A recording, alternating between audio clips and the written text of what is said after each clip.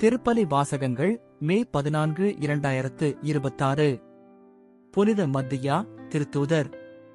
முதல் வாசகம். திருத்தூதர் பணிகள் நூலிலிருந்து வாசகம்.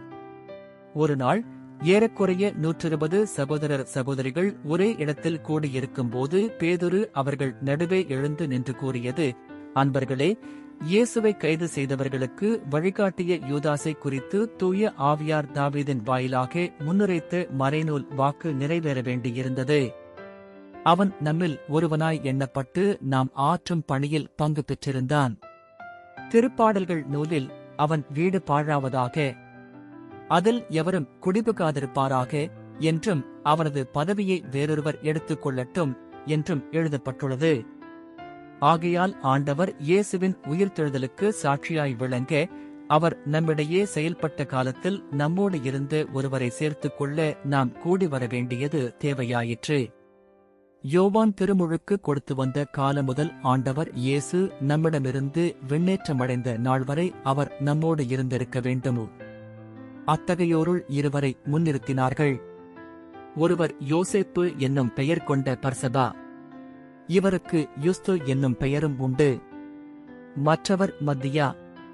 பின்பு அவர்கள் அனைவரும், ஆண்டவரே, அனைவரின் உள்ளங்களையும் அறிபவரே, யூதாசு திருத்தொண்டையும் திருத்தூது பணியையும் விட்டகன்று தனக்குரிய இடத்தை அடைந்துவிட்டான்.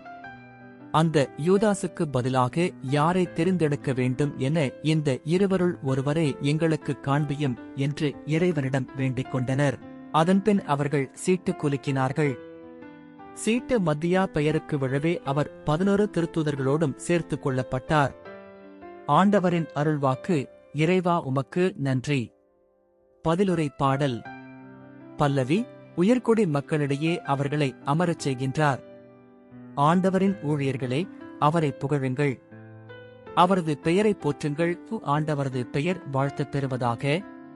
இப்பொழுதும் எப்பொழுதும் வாழ்த்தப் பெறுவதாக. பல்லவி. உயர்குடி மக்களிடையே அவர்களை அமரச் செய்கின்றார். கீழ்த்திசை முதல் மேற்றிசை வரை ஆண்டவரது பெயர் போற்றப்படுவதாக. மக்களினங்கள் அனைத்திற்கும் ஆண்டவர் மேலானவர், வானங்களையும் விட உயர்ந்தது அவரது மாட்சி. பல்லவி. உயர்குடி மக்களிடையே அவர்களை அமரச் செய்கின்றார். நம் கடவுளாகிய ஆண்டவருக்கு நிகர் யார்? அவர் போல வானளாவிய உயரத்தில் வீற்றிருப்பவர் யார்? அவர் வானத்தையும் வையகத்தையும் குனிந்து பார்க்கின்றார். பல்லவி. உயர்குடி மக்களிடையே அவர்களை அமரச் செய்கின்றார். ஏழைகளை தூசியிலிருந்து அவர் தூக்கி நிறுத்துகின்றார். வறியவரை குப்பை மேட்டிலிருந்து கைதூக்கி விடுகின்றார்.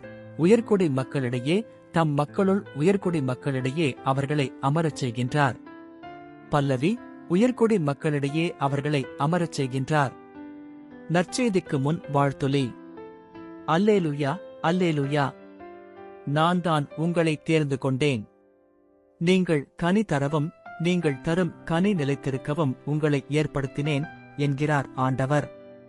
அல்லேலுயா. நற்செய்தி வாசகம். யோவான் எழுதிய தூய நற்செய்தியிலிருந்து வாசகம். அக்காலத்தில் இயேசு தம் சீடரை நோக்கிக் கூறியது, என் தந்தை என் மீது அன்பு கொண்டுள்ளது போல நானும் உங்கள் மீது அன்பு கொண்டுள்ளேன். என் அன்பில் நிலைத்திருங்கள். நான் என் தந்தையின் கட்டளைகளை கடைப்பிடித்து அவரது அன்பில் நிலைத்திருப்பது போல நீங்களும் என் கட்டளைகளை கடைப்பிடித்தால் என் அன்பில் நிலைத்திருப்பீர்கள்.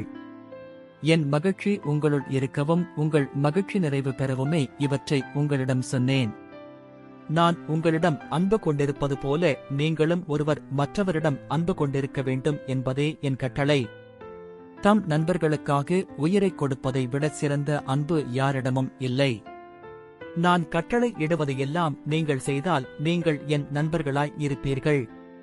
இனி நான் உங்களை பணியாளர் என்று சொல்ல மாட்டேன். ஏனெனில் தம் தலைவர் செய்வது இன்னது என்று பணியாளருக்கு தெரியாது. உங்களை நான் நண்பர்கள் என்றேன், ஏனெனில் என் தந்தையிடமிருந்து நான் கேட்டவை அனைத்தையும் உங்களுக்கு அறிவித்தேன். நீங்கள் என்னை தேர்ந்து கொள்ளவில்லை, நான் தான் உங்களை தேர்ந்து கொண்டேன். நீங்கள் கனி தரவும் நீங்கள் தரும் கனி நிலைத்திருக்கவும் உங்களை ஏற்படுத்தினேன். ஆகவே நீங்கள் என் பெயரால் தந்தையிடம் கேட்பதையெல்லாம் அவர் உங்களுக்கு கொடுப்பார். நீங்கள் ஒருவர் மற்றவரிடம் அன்பு கொள்ள வேண்டும் என்பதே என் கட்டளை. ஆண்டவரின் அருள்வாக்கு. கிறிஸ்துவே உமக்கு புகழ்.